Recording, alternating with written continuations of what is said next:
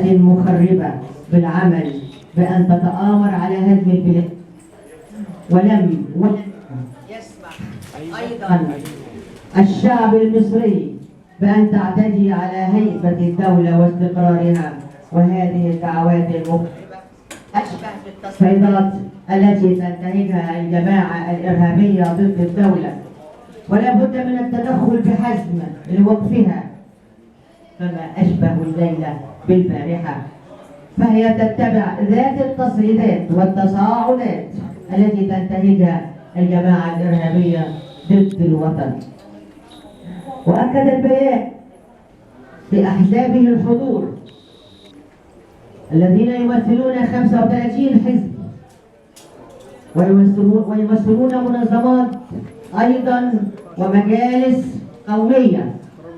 أكد أن المواطن المصري له على وعي تام بحقيقة هذه الحركات من أمثال 6 إبريل وغيرها، فهي جماعة مرتزقة بسبوبة لحساب دول أجنبية ولأجندات خاصة، ولن يرضى الشعب المصري أبدا لفئة مخربة شغلها الشاغل أن تعيث في البلاد وفي الأرض فسادا، راغبة بأن تسبل ولايتها على الشعب المصري الطيب.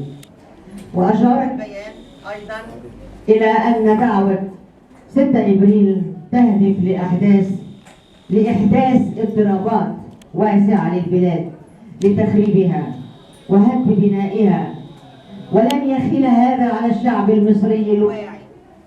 إن شعبنا لشعب واعي ويؤكد الحضور، وبهذه الكوكبة الكبيرة من الأحزاب والقوى الوطنية أن حركة 6 إبريل صارت منبوذة من الجميع، مثلها مثل حركات أخرى يائسة، ولن تسدي الشعب المصري من دعمه لقيادته السياسية في ظل الإنجازات العظيمة غير المسبوقة التي حققها الرئيس محمد عبد الفتاح السيسي بذكاء خلال العام الأول من رئاسته.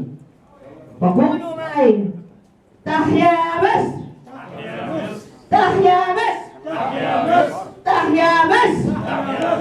حرة مستقلة، حرة مستقلة. والسلام عليكم ورحمة الله.